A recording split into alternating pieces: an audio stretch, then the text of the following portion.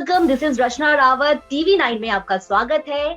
आज हमारे साथ एक ऐसे शख्स मौजूद है जिन्होंने टेलीविजन इंडस्ट्री में अपने टैलेंट से धमाका मचाया एंड लोगों को बहुत ज्यादा एंटरटेन किया। सो वेलकम साइरस साहूकार। Thank you so much. Thank you. How are you? Happy New Year. Happy new year to you too. कैसे हैं आप? मैं ठीक हूँ as usual. घर पे अभी सब as usual we are locked in and sitting quietly and I'm excited अभी देखने के लिए कि I haven't seen anything of कौन बनेगी शिखरवती, तो I'm waiting for tomorrow so I can sit and watch all the episodes. Okay, लेकिन ये बहुत बड़ा सवाल हो गया कि कौन बनेगी शिखरवती आखिरकार। तो can you giving us a hint? वो तो अभी एक कमाल की, मतलब वो ये कहानी जो है वो इतनी लूपी है कि उस सवाल से ये कौन जीतेगा से ज्यादा इंटरेस्टिंग कहानी है कि कैसे जीते और कैसे वहां पे पहुंचे. The story is primarily I play Harsh Goyal in this, जो एक दिल्ली में रहता है और एक बहुत ही वेल टू डू बिजनेसमैन है, बिजनेस फैमिली से है. He's married to Devyani, have kids. Devyani played by Lara Datta. And उनकी जो लाइफ है एक बहुत परफेक्ट इंस्टाग्राम टाइप लाइफ है जहाँ पे ऊपरी तरीके से सब कुछ बड़ा नॉर्मल लगता है. And Devyani comes from a royal family and so she all her life is always trying to create that princely life. But हर्ष ने उनकी फैमिली से कभी ना कोई ताल्लुकात रखे हैं, ना कभी अपने फादर इन लॉ से मिला है. अब चीज़ें उतर पुतर लेफ्ट राइट ऐसे जाती हैं कि finally now he gets to meet the family and everything starts unravelling. और इस शो में सबके अपने अपने आइटिनरी हैं, सबके अपने अपने कहानियां हैं और सब चाहते हैं कि उनको कुछ मिले. So it's like con job cum family drama which sort of comes together in a very emotionally nicely sort of presented way. Okay. आपके कैरेक्टर से हटकर के अगर बात करें तो आपको और कौन सा कैरेक्टर है जो कि बहुत इंटरेस्टिंग लगता है? मुझे नसीर साहब का जो रोल प्ले कर रहे हैं वो बहुत इंटरेस्टिंग लगता है. रघुवीर यादव साहब का बहुत ही इंटरेस्टिंग रोल है. इनफैक्ट नसीर साहब was initially saying that he wanted to play Raghuveer ji's character initially as the almost like the minister or the person who advises him on everything. तो वो दो कैरेक्टर्स मुझे बहुत ज़्यादा इंटरेस्टिंग लगे. मेरे दोस्त वरुण ठाकुर है, उसका भी कैरेक्टर बहुत ही इंटरेस्टिंग है, बहुत ड्यूअल है. ये शो जो है ये बहुत इट्स वेरी स्प्रिंकल्ड फोकलॉर की तरह है. एक अलग ही दुनिया है जहाँ पे अलग ही पर्सनैलिटीज़ हैं.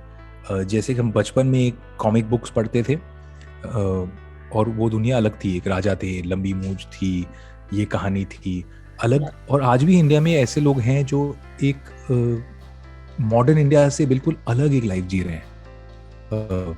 And it kind of when you step into Shikharwati, you are invited into Shikharwati and you stay there. You know, वो दुनिया विजुअली भी बिल्कुल अलग लगती है. शिखरवती की 4 खूबसूरत राजकुमारियां हैं और ये चारों जो है आप मतलब 4 लीडिंग लेडीज के साथ आप काम कर रहे हैं. इनके साथ काम करने का एक्सपीरियंस है सर? क्योंकि हमने ट्रेलर में देखा कि ये चारों की चारों आपस में लड़ती झगड़ती बहुत ज्यादा. कि ऐसा हुआ है कि आप इन चारों के बीच में फंस गए हो, आपको ऐसा फील हुआ? नहीं, मतलब वो तो खाली जो शोज के बीच में, मैं तो अपनी वाइफ के बीच में अटक गया हूँ. मेरे ज्यादातर प्रॉब्लम्स देवयानी के साथ हैं. और ये बहनें जो हैं इनकी ये फैमिली हिस्ट्री काफ़ी डीप और ट्विस्टेड है और इनके पर्सनल प्रॉब्लम्स बहुत हैं एक दूसरे से. सो जहाँ पे कहानी शुरू भी होती है, इन लोगों ने कुछ 8-10 साल से एक दूसरे की शक्ल भी नहीं देखी है. उनको ये नहीं पता कि एक दूसरा क्या कर रहा है लाइफ में, और सबने अपने पास्ट को भी थोड़ा छिपाया हुआ है. So it's a very very interesting family drama where things have gotten so bad that people have not even met each other for many years. और वहाँ से ये कहानी शुरू होती है and you introduce to what lives each one is living. On set तो during the making of this it was too much fun and I know Soha for a long time. I know Lara. I got to become very good friends with Anya and Kritika. Varun Thakur of course is an old friend, so we both were already friends before we got there. And this show was shot in lockdown, तो एक bio bubble में shoot हुआ था. और उसका advantage ये होता है कि आप कहीं बाहर जा नहीं सकते हैं, सो आप सब एक दूसरे के साथ इंटरेक्ट करते हैं much more than you otherwise would have, because you're all living under one roof and then you're going to shoot. And that was very beautiful, Rachna. It was very beautiful to have that experience right. Soha ma'am के साथ आपने पहले भी काम किया हुआ है, रंग दे बसंती में आप आरजे पर काम कर चुके। कोई ऐसा इंसिडेंट जो कि आपको तब एंड अब लगा हो कि अरे हम लोगों ने पहले भी काम किया था, और कुछ ऐसा याद आता हो, आपने कभी सेट में इस तरीके से मस्ती की हो?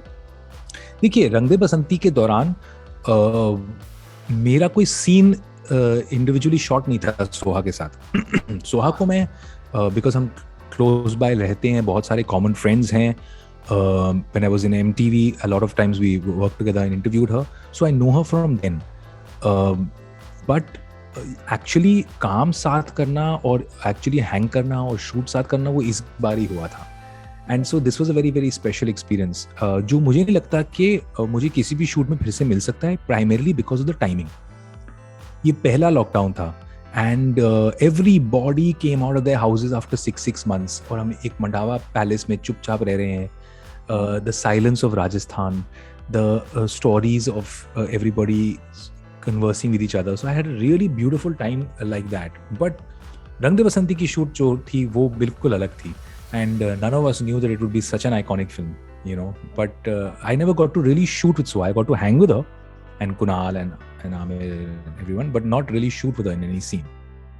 Okay. This was the first time I actually really got to interact with her as a performer. अच्छा, हर्ष गोयल की अगर बात करें तो ये कैरेक्टर आपको एक्चुअल में मिला कैसे था? इसके पीछे की कहानी क्या? Well, ये बहुत ही सिंपल था।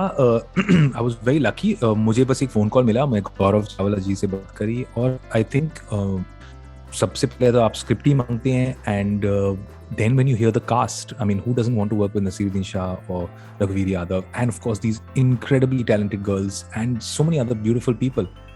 Also, I really like the directors Gaurav Chawla, and they also wrote it. So जब आप सोचते हैं कि एक टीम होगा, आप दो चीजें सोचते हैं। एक तो I hope the project will be good, and B, because you're spending so much time with people, you hope that you're working with people you really like. तो वो दोनों टिक मार्क्स हो गए थे। So for me, then that really worked. Okay. अच्छा, आप दिल्ली से आपका खास नाता रहा है। जी। You brought and brought up in Delhi. I was born in Indore, and then I went to school in Delhi, and at 18 I moved to Bombay. So yeah, my memories of Delhi are very very beautiful, और मैं आज भी, I mean before the lockdown, because of live events, महीने में 2-3 बार तो जाता हूँ। तो दिल्ली में आने से पहले आप क्या करते हो? मतलब दिल्ली के खाने की तरफ भागते हो, या फिर समथिंग होता है ना कि दिल्ली का खाना है दिल्ली का खाना, तो आपको क्या सबसे ज्यादा पसंद है दिल्ली में? यार देखिए, मेरे लिए क्या है कि मैं लेट 80s एंड 90s में दिल्ली जो मेरे लिए था, वो मैं GK2 में बड़ा हुआ था। मेरा स्कूल गोल्डा खाना में था, तो मेरे पास कुछ ऐसी चीज़ें, मैं हर बार, आज तक एक बार भी नहीं हुआ as far as I remember, we have not had my chhola kulcha जो रस्तों पे मिलता है। वो बहुत ब्यूटीफुल है, वो मुंबई में मिलता ही नहीं है somehow, the culture of eating kulchas. और मैं, अगर मुझे टाइम मिले तो मैं लोधी गार्डन नाम की एक जगह पे वॉक के लिए जाता हूँ, क्योंकि वो दिल्ली में कमाल की चीज़ ये है कि as polluted as it is and as many cars and traffic jams as it has, आपको ग्रीनरी भी दिख जाती है और एक कोना मिल जाता है, and so I do the things. वो ग्रीनरी ज्यादा है जी, साउथ दिल्ली में वो ग्रीनरी ज्यादा है। हाँ, साउथ में तो बहुत है, and then yeah, I think even North Delhi has a lot of greenery यार। बहुत सारी जगहें ऐसी हैं, you can just go sit quietly and enjoy yourself. So मेरे ताल्लुकात वो हैं, मैं वही रेप्लिकेट करता हूँ जो मेरा बचपन था वहाँ, एंड वो चीजें करता हूँ, और आज भी वो मिल जाती हैं, तो वो मेरा फेवरेट पार्ट ऑफ दिल्ली है। ओके, आपके अंदर ह्यूमर ना फूट के भरा हुआ है, ये तो हम सब जानते ही हैं, राइट? आपने Sidhu the great, it's a spoof, yes ma'am, right, it was a spoof.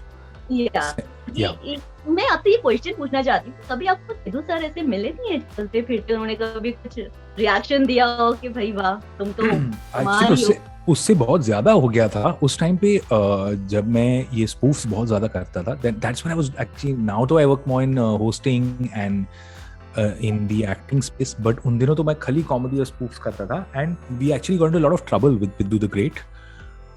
There were some people who thought it was disrespectful and not, and उस वक्त we actually directly went to Sidhu साहब जो दिल्ली में थे, and he said कि don't worry, मैं तुम्हारे show पे आता हूँ, और वो we did a series of about 10 episodes which is called Sidhu and Piddu, और सिद्धू साहब एक्चुअली हमारे शो पे थे 8-9 एपिसोड हमने साथ किए और तब वो सब डाई डाउन हो गया क्योंकि he only accepted the fact that we were spoofing him and having fun.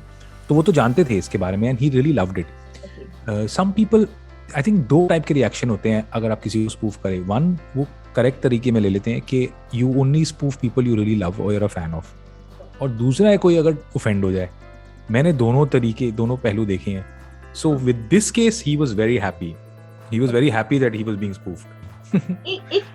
एक मैम का भी था. It's called Simi Grewal, right? हाँ, Simi Grewal. We were spoofing the Simi Grewal show, which used to sort of air. और MTV काफी बदमाश थे, so they would air it at the same time as the original show, and that did really well, and we were very lucky.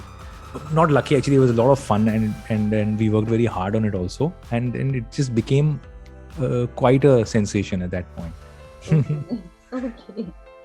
Okay, thank you सारिस, आपने हमें इतना समय दिया. एंड मैं आपको पर्सनली भी बोलना चाहूंगी कि कौन बनेगा शिखरवती, ये मुझे बहुत इंटरेस्टिंग लग रहा है.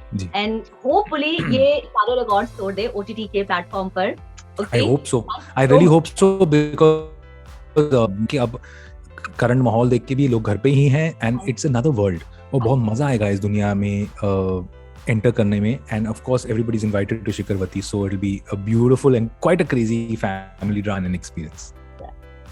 Thank you so much. Thank you so much for your time.